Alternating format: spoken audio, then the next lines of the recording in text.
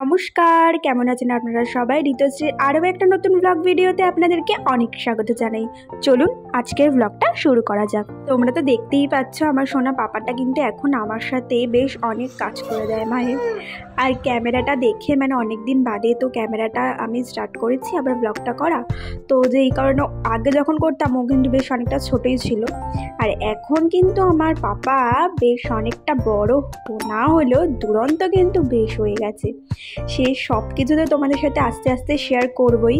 আর দেখো এখানে সকালবেলা উঠে নিত্যদিনের যেই কাজটা থাকে, বেডটা আগে পরিষ্কার করে নেওয়া, কারণ তোমরা তো জানোই ঘরটা বেডটা আগে পরিষ্কার না করলে আমার সারা দিনটাই শুরু হয় না, একটা অস্বস্তি ভাব থেকে যায়। কারণ ঘর বাড়ি ওই হয় না যে রান্না বান্না বলো যাই বলো, আগে আমার ঘর দোয়া টিপটাপ থাকবে, দেন আমি শান্ত মাথায় রান্না করতে পারবো। কিন্তু ওই ঘর বাড়ি অগোছালো, তার মধ্যে রান্না করছি, আমার যেন সারা শরীরটা কেমন করে বিশ্বাস করো। আশা করি তোমাদেরও এরকম হয়, যাদের যাদের এরকম হয় আমাকে একটু কমেন্টে জানিও তো। তো দেখো এখানে আর দেখতে পাচ্ছ এই প্রথমবার কিন্তু নিজে নিজে ওই জানলাতে উঠেও গেছে, দেখো কীভাবে জানলায় উঠে গেছে। আর আমি সেই ফাঁকে তো ভাবলাম না ঠিক আছে, একটু এনজয় করা তো দরকার আছে লাইফের সব কিছুরই। তো এখন ওর ছোটো থেকে বেড়ে ওঠা এই মুহূর্তগুলো আমি চাই সব কিছুই ওই এনজয় করুক, বাট যেটা বারণ করার সেটা তো অবশ্যই বারণ করি। আর দেখো এখানে ওয়ার্ড্রপটাও একটু হালকা হাতে একদম ভালো করে মুছে নিচ্ছি, কারণ রাত্রিবেলায় পরশু দিন রাত্রিবেলায় আমি ওয়ার্ড্রপটা পুরো ডিপ ক্লিন করেছিলাম, তার জন্য একদম হালকা হাতে একটুখানি পরিষ্কার করে নিলাম। তো আজকে হচ্ছে সানডে, হাজব্যান্ডের আজকে ছুটি, তো সেই কারণে সকালবেলা একটু পাস্তা ভাবলাম ব্রেকফাস্টে করা যাক। তো দেখো এখানে পাস্তাটা সেদ্ধ হতে বসিয়ে দিয়েছি, খুব একটা টাইম লাগে না। আর ওদিকে আমার শাশুড়ি পেঁয়াজ আলু আর লঙ্কাটা একটুখানি কেটে দিচ্ছে, দেন তারপরে এখানে করে নেব। আর এখন কিন্তু সকালবেলায় একটু হালকা হালকা রোদ উঠছে এরকম, আমার কিন্তু এই ওয়েদারটা খুব ভালো লাগে।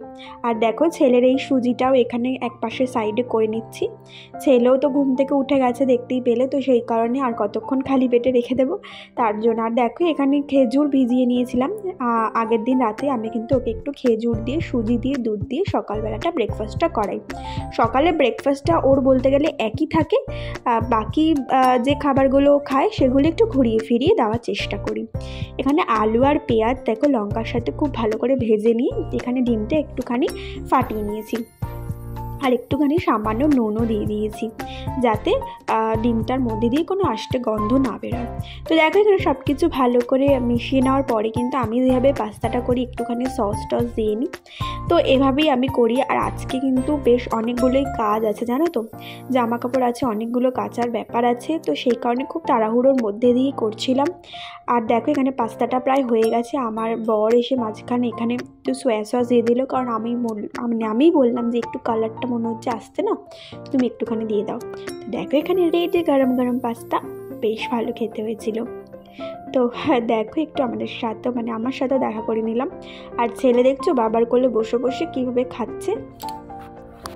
আজকে করবো হচ্ছে লোটে মাছ, তো তার জন্য এখানে পেঁয়াজ টমেটো আর লঙ্কাটা কেটে নিয়েছি। দেখো আর কি বলো তো, হাজব্যান্ড বলেছিল মাংস নিয়ে আসবে, তো আমি বললাম যে ওই একভাবে ওই মাংস কষা মাংসের ঝোল খেতে আর ইচ্ছা করছে না জানো তো। বিয়ের আগে না আমি বেশ অন্যান্যভাবে একটু আনকমন যে মাংসের রেসিপিগুলো হয় ইউটিউব দেখেই বলতে পারো, সেগুলো না ট্রাই করতাম, তো এখন তো একদমই করা হয় না। তো আমার বাবারও বেশ অভিযোগ যে তুই রেসিপি খালি দেখিস, রান্না কিন্তু এখন আর করে খাওয়াস না।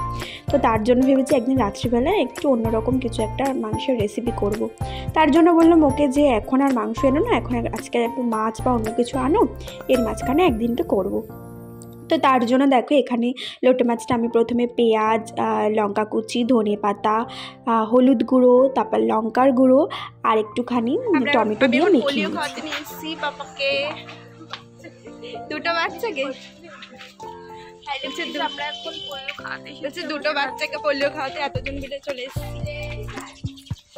তো দেখতেই পেলে ওদিকে ভাতটা কিন্তু হয়ে গেছিলো, আর তারপরে চলে গেছিলাম আমার পাপাকে পোলিওটা খাইয়ে নিয়ে আসতে। তো আজকে ছিল পোলিও, তো সেই কারণে পোলিওটা একবার ওকে খাইয়ে নিয়ে এসে ড্রেসটা আর চেঞ্জ করিনি, ভাবলাম একবারে রান্নাঘরের কাজটা মিটিয়ে নিয়ে যা আছে তারপরে একবারে স্নানে ঢুকে যাব। তো সেই কারণে দেখো এখানে গ্যাস ওভেন সব মুছে টুছে নিয়ে যা যা পেন্ডিং কাজ ছিল বাসন মাজা সেগুলো করে স্নান টান করে এখানে চলে এসেছি।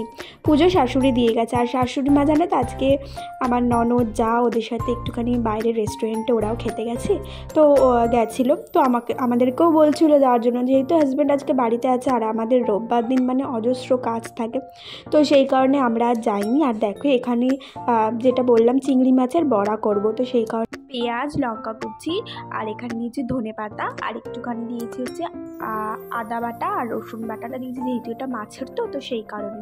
আর এখানে বাইন্ডিংয়ের জন্য দিয়েছি হচ্ছে বেসন আর চালের গুঁড়ো, আর একটুখানি হলুদ আর একটু লঙ্কার গুঁড়ো দিয়েছি, আর একটু চিনি আর নুনও দিয়েছি। তো সব দিয়ে বড়াটা কিন্তু বেশ জমে গেছিলো। বাড়িতে কিন্তু আমি প্রায় অনেকদিন পরেই এই বড়াটা খেলাম। আর খাওয়া দাওয়ার পর আজকে আমাদের একটু দেখো এখানে সব বাচ্চা পার্টি হচ্ছে।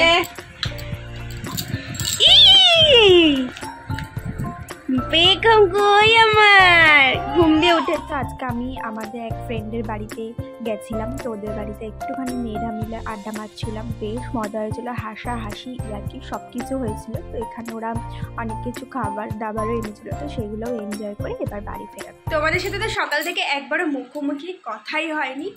তো এই জাস্ট আমার বান্ধবীর বাড়ি থেকে এলাম, তো দেখতেই পেলে ওখানে আজকে আমরা ভীষণই এনজয় করেছি 3 বান্ধবী মিলে, আর লাস্টে তো ভাই আরও একটা ফ্রেন্ড অ্যাড হয়েছিল। তো চলো বন্ধুরা, আজকের ব্লগটা এখানেই শেষ করছি। তোমাদের যদি আমার এই ছোট্ট ব্লগটা ভালো লেগে থাকে তাহলে প্লিজ আমার চ্যানেলটাকে সাবস্ক্রাইব করো, লাইক করো, শেয়ার করো, কমেন্ট করো। তো চলো, আজকের ভিডিওটা এতদূর ভালো লাগলে একটা লাইক করে দিও। Tata, bye bye.